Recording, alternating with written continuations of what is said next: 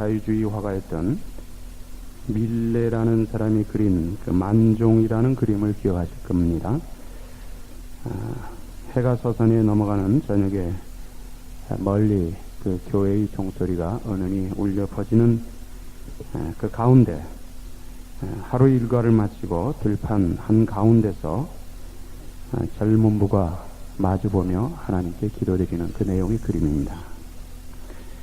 우리는 이 그림을 보면서 많은 사람들이 원하는 행복이라는 것을 발견할 수 있어야 합니다. 미국의 교육학자였던 그 반 다이크라고 하는 사람은 이 그림을 이렇게 평가했습니다. 이 그림은 가정과 신앙과 노동이 담겨져 있는 가장 거룩한 그림이다. 이렇게 평가했습니다. 우리에게 가정이 있다는 것 행복입니다.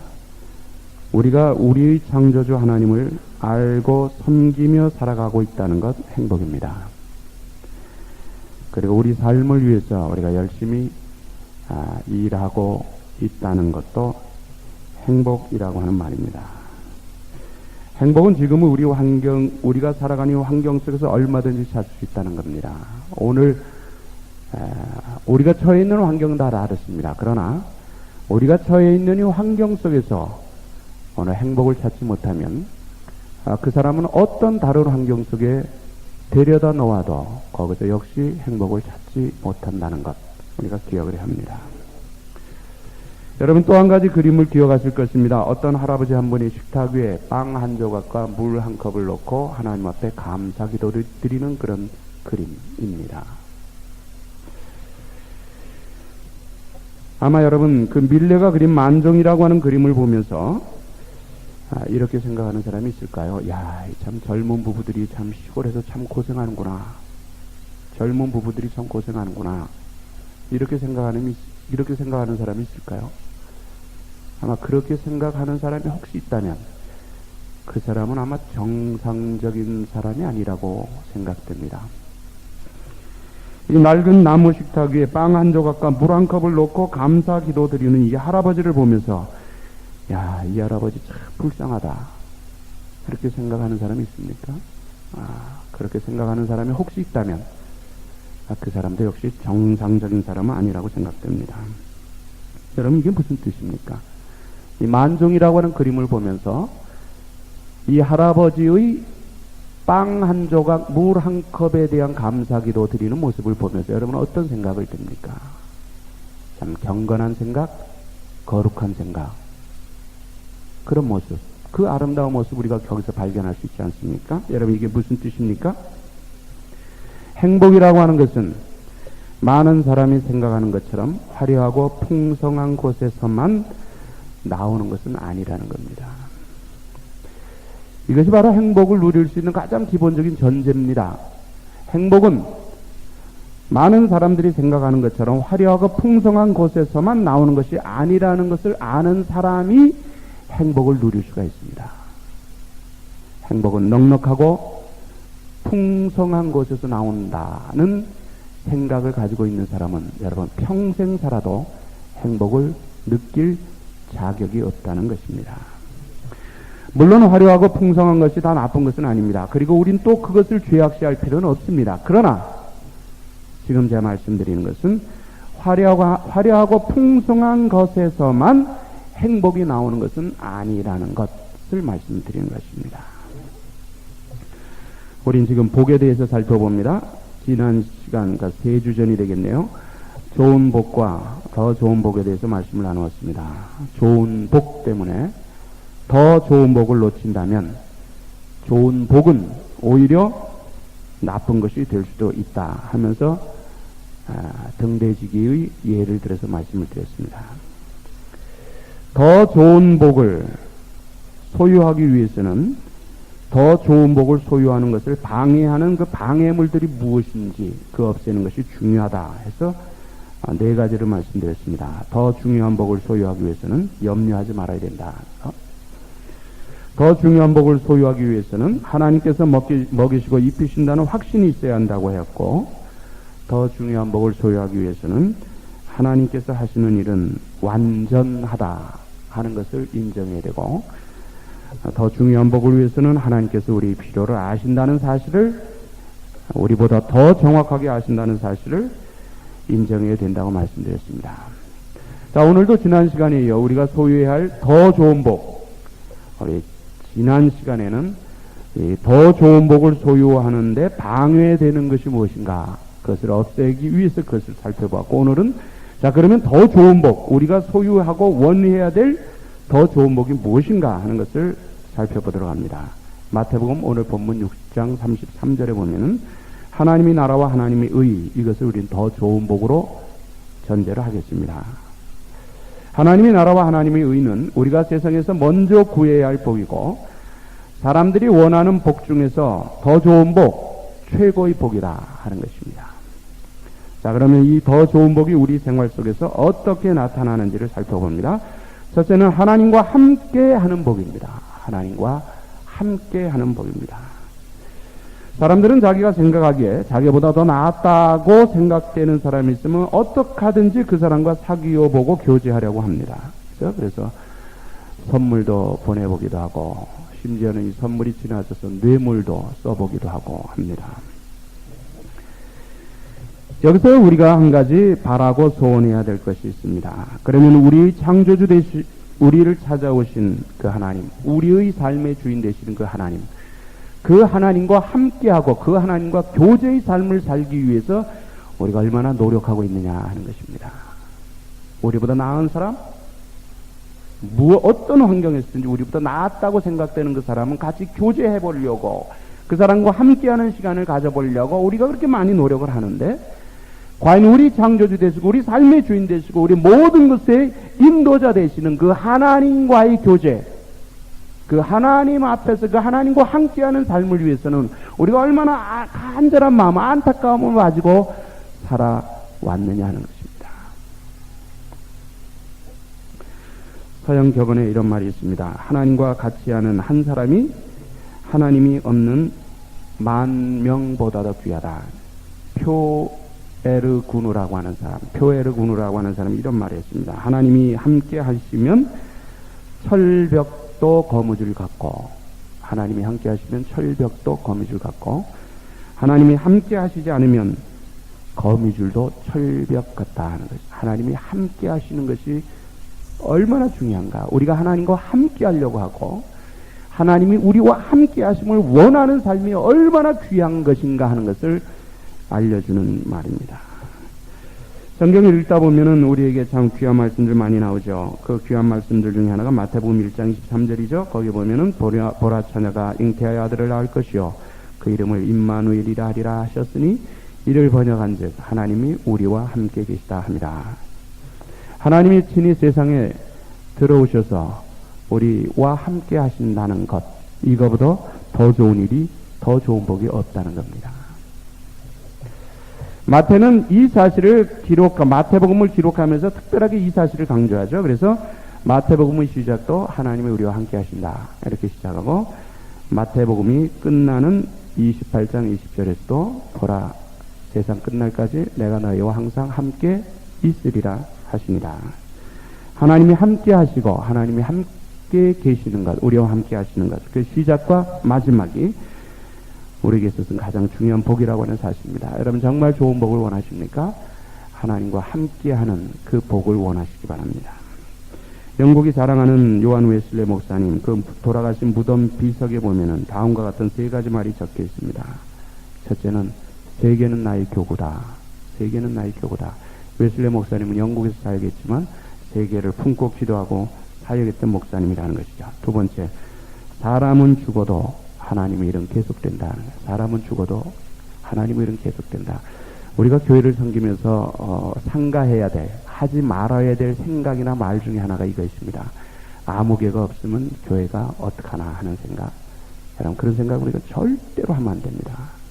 하나님의 능력을 제한하는 굉장히 위험한 말입니다. 우리 인간이 볼 때는 아무개가 없으면 교회가 안 될 것 같지만요, 여러분 사람은 죽어도 하나님은 하나님의 일을 해가신다는 겁니다. 저도 저희 고향 교회에서 참 열심히 봉사했다는 거예요. 봉사로 말하면은 어느 누구에도 지지 않을 만큼, 이거 제 자랑이 아닙니다. 제 의도 아니고요. 하여튼 말씀을 드립니다. 그 교회를 하여튼 목사님이 하시는 설교, 목회, 신방, 새벽기도 이런 거 빼놓고 일반 행정은 제가 다 했습니다. 그러니까 사람들이 항상 저보면 그런 말이에요. 너 없으면 이거 다 누가 하냐? 너 없으면 이거 다 누가 하냐? 그런데도 여러분 그 교회 아직도 지금도 건재합니다. 제가 그 교회 떠난 지 20년이 넘었습니다. 우리는 절대 누가 없으면 안 돼 이런 소리 하면 안 되고, 혹시라도 자기가 나 없으면 안 돼라고 생각한다면 나 없으면 안 돼라고 생각하는 그 사람 때문에 일이 안 된다는 거 꼭 기억을 해야 합니다. 그러면 사람은 바뀌어도 하나님은 하나님의 일을 계속 이루어 가신다는 것, 이것이 우리가 교회를 섬기는 가장 중요한 봉사의 자세이어야 된다는 말입니다. 그 다음에 세 번째 요한 예술래 목사님의 무덤 비석에는 이런 말이 있습니다. 우리에게 있어서 가장 좋은 일은 하나님이 우리와 함께 하시는 것이다. 여러분 이 말씀에 동의하십니까? 가장 좋은 것은 하나님이 우리와 함께 하시는 것이다. 특별히 세 번째 말은 우리 요한 웨슬레 목사님이 세상을 떠나면서 숨이 떨어지기 바로 직전에 두 손을 향하여 높이 쳐들고 하나를 바라보면서 외친 말입니다. 우리에게 있어서 가장 좋은 것은 하나님의 우리와 함께 하신 일이다. 하버드, 예일, 프린스턴 대학교는 세계 최고의 수준의 대학교입니다. 그래서 그건 다 인정하죠. 이런 대학들은 청교도 신앙에 근거해서 이 목회자들과 기독교 지도자들을 양성할 목적으로 세워진 학교들입니다. 그런데 지금은 안타깝게도 자유주의 신학이 들어가 버려서 신학이 많이 변질되긴 했습니다만은, 그러나 이런 학교들이 이제 1930년대, 40년대 이렇게 자유주의 쪽으로 이렇게 물들어가면서 거기서 보수주의 신학자들이 나와서 세운 학교가 지금 그 펜실베니아, 필라델피아에 있는 웨스터민스터라고 하는 아주 유명한 좋은 신학교입니다. 이 학교를 세울 때 산파 역할을 했던 그레이션 메이춘이라고 하는 교수, 박사, 그분이 세상을 떠나기 직전에 자기 주위에 이렇게 모여든 친족, 가족, 동료 교수들을 둘러보면서 한번 쭉 둘러보고 마지막으로 이런 말을 남기고 세상을 떠났습니다. 나의 일생 동안 나와 함께 하신 하나님께 진심으로 감사를 드립니다. 여러분, 우리 다 죽습니다. 저도 죽고 여러분도 죽습니다. 우리 죽는다 하면 우리 자녀들이 다 모여들겠죠. 그죠? 특별한 경우를 제외하고는 거의 이제 아버지가 어머니가 죽는다, 운명하실 것이다 그러면 다 모여듭니다. 그러면은 여러분 그 자녀들을 향해서 무슨 말을 남길 것입니까? 여러분이 죽음을, 여러분의 운명을 지켜보기 위해서 여러분 그 주위에 몰려선 여러분의 자녀들을 향하여 무슨 말을 남기기를 원합니까? 무슨 말을 남기기를 원합니까? 나의 일생 동안 나와 함께 하신 하나님께 진심으로 감사를 드립니다. 여러분, 이것은 하나님이 함께 하심이 최고의 복이라는 것을 안 성도의 진실한 고백입니다. 여러분, 인생의 마지막 순간에 섰을 때 우리에게도 이런 고백이 나와야 된다는 겁니다. 우리가 이렇게 살아야 된다는 것입니다. 그렇기 때문에 더 좋은 복은 무엇입니까? 하나님과 함께하는 것이 우리들이 바라야 할, 소원해야 할 최고의 복이라는 것, 우리가 먼저 기억을 해야 합니다. 그 다음에 두 번째로 더 좋은 복은 어떤 복입니까? 예수 그리스도의 인격을 닮아가는 것입니다. 예수 그리스도의 삶을 닮아가는 것이 여러분 최고의 복입니다. 전에 한국에서 여론조사를 했습니다. 사람들에게 물었습니다. 복이 무엇인가? 복이 무엇인가? 1등 건강, 2등 좋은 직업, 3등 행복한 가정, 4등 경제적 안정, 이렇게 나왔어요. 1등 건강, 2등 좋은 직업, 3등 행복한 가정, 4등 경제적 안정. 여러분 한번 생각해 보시죠. 이게 복입니까? 물론 복일 수 있죠.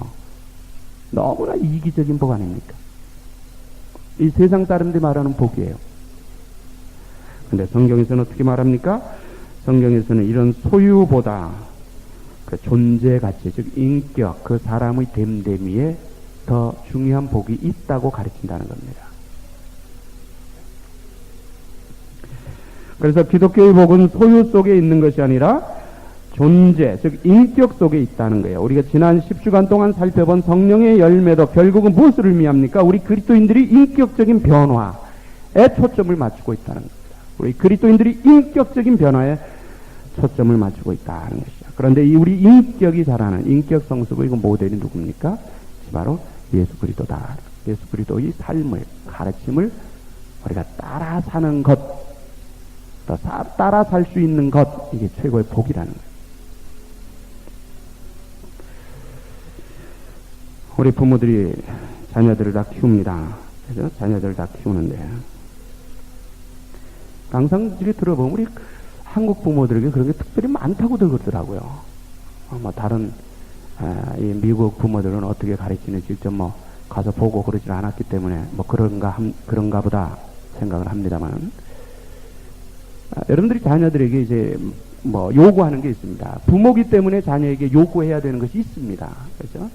부모기 때문에 자녀들에게 요구해야 될 것이 있습니다. 그 요구할 때 뭐라고 보통 얘기를 합니까? 지금까지 자녀들에게 하신 모든 말씀 중에서 한번 정리를 해보세요. 공부 열심히 해라. 공부 열심히 해야지 훌륭한 사람 되고, 훌륭한 사람 돼야 편하게 산단다. 이런 유의 말을 더 많이 했는지, 아니면 얘야 하나님 앞에서 하나님과 사람들에게 사랑받는 정직한 사람이 되거라, 이런 말을 더 많이 했습니까? 그럼 한번 생각해 보세요. 지금까지 여러분들이 자녀에게서 가르치고 요구하고 하는 모든 그 삶을 한번 돌이켜보면서, 야 공부 열심히 해! 왜 이번에는 성적이 떨어졌냐? 이런 쪽으로 더 많이 푸시를 했습니까? 아니면 야 공부도 중요하지만 더 중요한 것은 내가 하나님과 사람 앞에서 사랑받는 정직한 사람이 되는 거란다, 이런 쪽으로 더 많이 말을 했습니까? 우리 한번 돌아볼 필요가 있는 말이죠.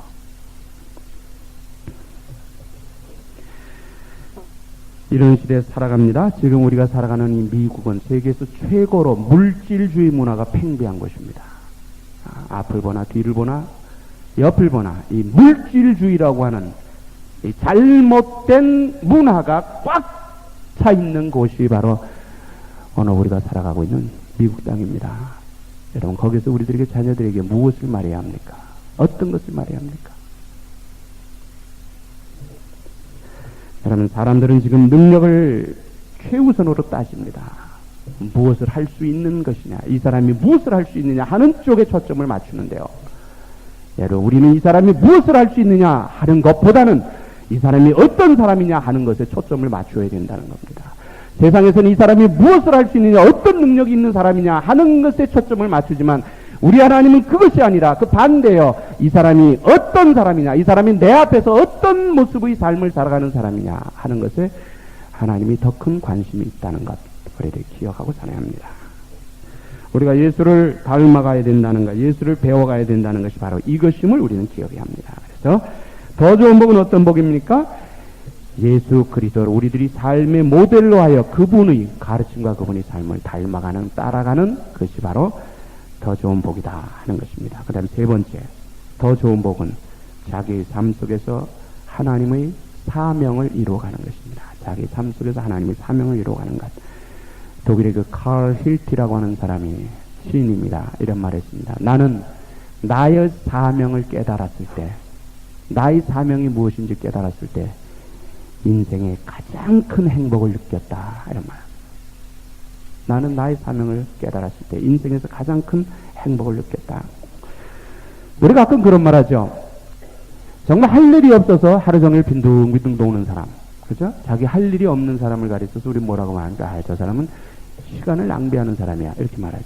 그죠? 할 일이 없는 사람, 이리 왔다 저리 갔다 하는 거, 할 일이 없는 사람은 시간을 낭비하는 사람이야, 이렇게 말하죠. 여러분, 그걸 조금 더 확대시켜서 보면 됩니다. 살아가면서도 하나님 앞에서 내가 할 사명이 무엇인지를 깨닫지 못한 사람은, 발견하지 못한 사람은 그 사람도 역시 인생을 낭비하는 겁니다. 지금도 낭비하며 살아가는 거예요. 그런데 오늘 할 일이 없어서 그렇게 살아가는 사람은, 저 사람은 인생을 낭비하는, 시간을 낭비하는 사람이에요, 이렇게 말하면서 정말 하나님 앞에서 자기 사명이 무엇인지 발견하지 못하고 살아가는 것은 그렇게 생각하지 못하는 우리 인간의 어리석음이 거기 있다는 겁니다. 할 일이 없는 사람을 시간을 낭비하는 사람이야, 이렇게 말하듯이 여러분, 하나님 앞에서 아직도 자기 사명이 무엇인지를 깨닫지 못하고 그 사명대로 살지 못하는 사람은 여러분, 인생을 낭비하면서 살아가고 있다 하는 것을 우리가 알아야 합니다.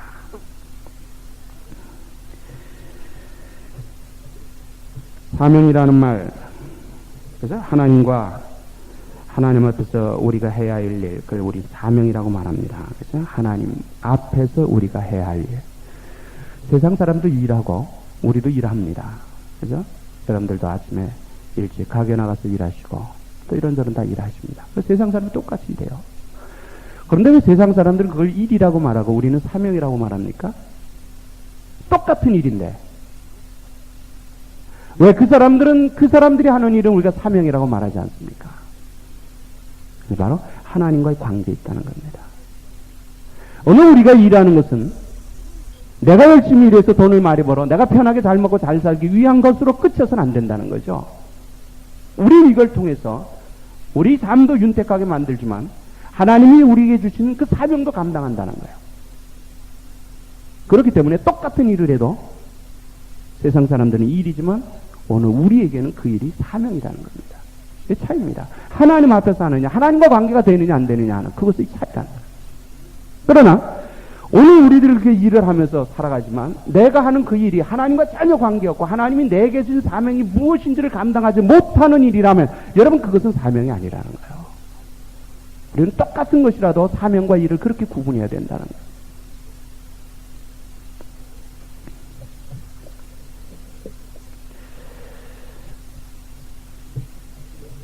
사명이라는 말은 우리 인간에게만 주신 특권이죠. 그래서 동물들에게는 사명이 있다. 이렇게 말하지 않습니다. 사명이라고 하는 말은 그 인격에서 나오는 말입니다. 인격에서 나오는 말입니다. 진정한 인격에서 하나님 앞에서 진정한 인격에서 사명이라는 말이 나오죠. 동물에게는 우리가 사명이 있다 이렇게 말하지 않죠. 왜 그렇습니까? 동물에게는 인격이 없고 동물에게는 본능만 있기 때문입니다. 본능에서는 여러분 가치가 나올 수도 없고요. 사명이라는 것이 나올 수도 없습니다. 그러나 오늘 우리는 하나님의 형상대로 창조돼요. 하나님의 형상이 무엇입니까? 그게 다른 말로 말하면 인격이거든요. 거기에서 존재 가치, 사명 이런 것들이 나온다는 겁니다. 그런데 세상에 많은 사람들을 우리가 세 그룹으로 나누죠. 첫째는 본능 수준의 사람들입니다. 본능 수준. 하나님은 전 상관없어요. 남아도 상관없어요. 그냥 나 열심히 일해서 나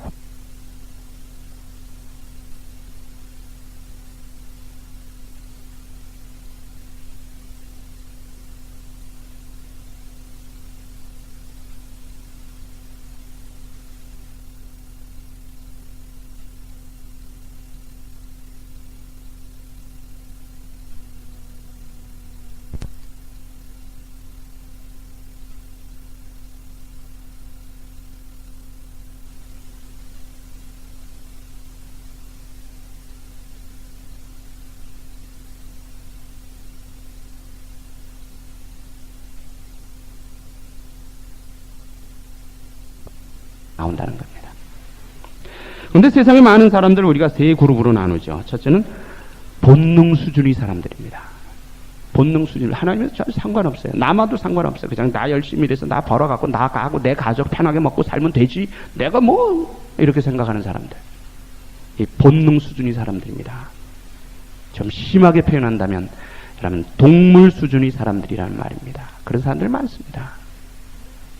그보다 조금 더 업그레이드 된 사람, 조금 올라간 사람들이 도덕 수준의 사람들이죠. 그래도 그럴 수 있느냐?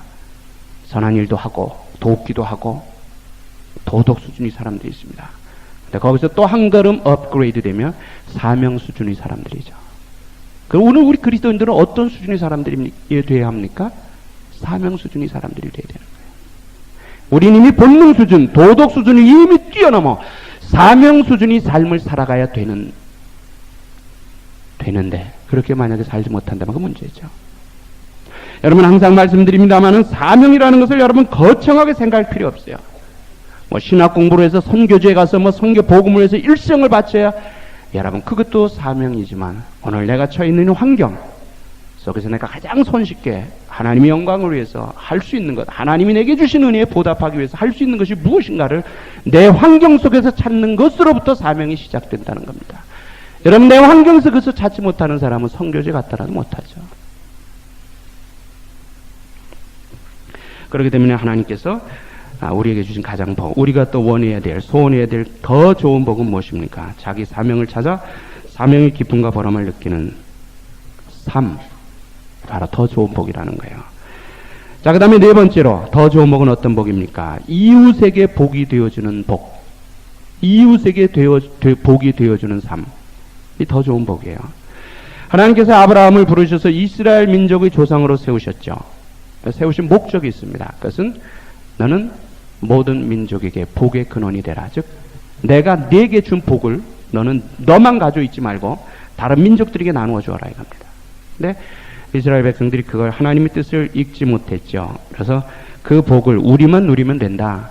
이방 민족들 다 사탄의 자식들이고 지옥의 땔감들인데 그들이 하나님의 복을 누릴 자격이 없다. 그러니까 우리만 누리면 된다. 이렇게 되니까 그 하나님의 뜻을 읽지 못하고 자기들만이라고 생각한 그것 때문에 여러분 이 유대인들은 엄청나게 많은 고통을 당했다는 겁니다. 하나님은 오늘 우리들에게 주신 것도 똑같은 원리예요. 우리 성경에서 그런 원리를 찾아내야 되죠. 우리가 딱 우리만, 나만, 우리 가족만 이렇게 될 때 그것이 오히려 우리에게는 화가 될 수도 있다고 하는 사실입니다. 인류 역사에 그 사람들이 사상이죠. 사상이라 그러죠. 생각을 다른 말로 사상이라고 그렇게 말하죠. 그 사상을 지배하는 두 가지 기둥이 있죠. 하나는 헬레니즘, 헬라 사상, 헬라 사람들을 중심으로 해서 이루어진 그 사상. 오늘 이 세계의 약 80% 이상을 지배하는 사상이 헬라 사상입니다. 그 다음에 또 한 가지는 히브리 사상이죠. 헤브라이즘이라고 그러죠. 그것은 유대인들을 중심으로 해서 만들어진 하나의 문화입니다. 그죠? 헬라 문화, 히브리 문화, 헬라 사상, 히브리 사상, 뭐 이렇게 보통 말합니다. 근데 이 속에도 복의 개념이 있어요. 이 속에도 복의 개념이 있습니다. 헬라 사상에서 말하는 복은 무엇입니까? 헬라 문화에서 말하는 복은 자기하고의 관계, 나와의 관계, 즉 자기 속에서의 복입니다. 자기만의 복을 말하는 거예요. 자기만의 복. 그런데 히브리 사상에서는 관계 속에서의 복을 말합니다. 관계. 하나님과 이웃과의 관계 속에서의 그 복을 말합니다. 그럴 수밖에 없죠. 왜냐하면 이 헬라 사상 속에는 인간이 주인이다. 이런 사상이고 기본 사상이 인간이 주인이다. 인간이 역사의 주인이고 인간의 삶의 주인이다. 이렇게 가르칩니다. 그러나 히브리 문화 속에는 하나님이 역사의 주인이고 하나님이 모든 것의 주인이다. 이 사상이 들어있기 때문입니다. 관계를 중요하게, 하나님과 이웃과의 관계를 중요하게 생각하며 살아가는 사람들이 물질적으로도 더 많은 복을 누리고 살아간다 하는 것을 우리는 역사 속에서 봐야 합니다. 오늘 유대인들이죠. 유대인들. 미국의 대표적인 부자 40명. 1등부터 40등까지. 1등부터 40등까지 꼽는다면 여러분 얼마나 돈이 많은 사람들일까요? 미국에서. 1등부터 40등까지 부자를 놓고 뽑아놓고 보면은 거기서 24명이 유대인입니다. 24명이요. 1등부터 40등까지. 근데 오늘 우리도 유대인들에 대해 잘못 이해하죠. 유대인들 하면 뭐 구두쇠고, 뭐 스크루지 같은 사람, 뭐 샤일록 같은 사람 이렇게 말하는데요. 여러분 세상에 많은 민족 중에서 구제를 가장 많이 하는 민족, 나누기를 가장 많이 하는 민족이 어느 민족이 아십니까? 유대인입니다. 그 사람들은 이것을 연구를 합니다. 우리는 뭐 해야 되니까 이렇게 하죠. 그 사람들은 연구를 해요. 어떻게 그 연구를 하는 사람들이 있습니다. 학자들이. 어떻게 하면 하나님이 원하시는 그 가장 가까운 구제를 할 수 있는가. 하나님의 뜻에 가장 가까운 구제를, 선행을, 나눔을 우리가 어떻게 하는 것일까 하는 것을 연구하는 사람들이 있습니다. 그래서 유대인들은 구제를 할 때 8단계로 구제를 해요. 구제가 8가지 종류가 있다고 하는 거예요. 여러분 이렇게 구제를 많이 합니다. 많이 나누어요. 하나님의 영광과 이름으로 해서 많이 씁니다. 그러니까 유대인들이 그 작은 수였는데도 그렇게 물질적으로도 복받고 사는 이유가 거기 있다는 겁니다. 그렇죠? 그렇기 때문에 이 어떤 모습으로라도 우리가 이웃 사람들에게 복이 되어주는 삶, 이게 더 좋은 복이라는 거예요. 여러분 이웃에게 복이 되어준다는 것은 꼭 물질적으로만 생각할 필요 없습니다. 그것도 필요하지만 따뜻한 말 한마디, 그를 위한 기도 한마디, 그죠? 그에 대한 관심, 이건 우리 다 할 수 있는 거 아닙니까? 그런 삶을 살아가는 것이 바로 이웃에게 복이 되어주는 삶이라는 것이고, 그것이 바로 더 좋은 복이라고 하는 말입니다. 좋은 것이 있고 더 좋은 것이 있습니다. 그런데 좋은 것 때문에 더 좋은 것을 못한다면, 좋은 것 때문에 더 좋은 것을 못한다면, 좋은 것은 더 좋은 것에 대하여 오히려 나쁜 것이 된다는 겁니다. 좋은 복이 있고 더 좋은 복이 있습니다. 좋은 복, 세상에 보이는 현실적인 그런 복 때문에 더 좋은 복, 보이지 않는 신앙의 복을 놓쳐버린다면, 여러분, 세상에 보이는 좋은 복은 보이지 않는 더 좋은 복에 대해서 오히려 나쁜 것이 된다는 겁니다. 더 좋은 복은 어떤 복입니까? 하나님과 함께하는 복입니다. 더 좋은 복은 어떤 복입니까? 예수 그리스도의 인격과 가르침을 배우고 닮아가는 복입니다. 더 좋은 복은 우리 삶 속에서 하나님이 주신 사명이 무엇인지를 이루며 살아가는 것, 복입니다. 그 다음에 더 좋은 복은 어떤 복입니까? 이웃에게 복이 되어주는 복, 이웃에게 복이 되어줄 수 있는 삶, 이것이 바로 오늘 우리 그리스도인들이 추구해야 될 더 좋은 복이라고 하는 사실입니다. 더 좋은 복을 위해 살아가는 귀한 삶이 되시기를 주님의 이름으로 축원합니다.